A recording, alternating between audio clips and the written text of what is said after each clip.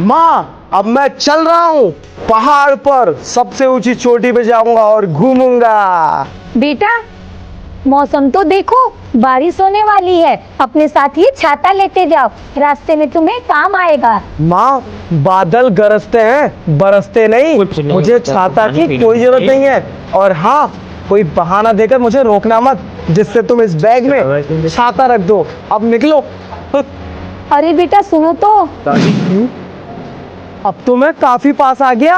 आज तो मैं खूब एंजॉय करूंगा। वाह, बारिश! अरे बारिश! यहाँ पर तो बारिश होने लगी। माँ ने तो सही बोला था, मुझे छाता ले लेना चाहिए था। अब मैं क्या करूं? मैंने तो छाता भी नहीं लिया। अगर बारिश ऐसे ही पड़ती रही तो मैं घर कैसे जाऊंगा? अरे यार!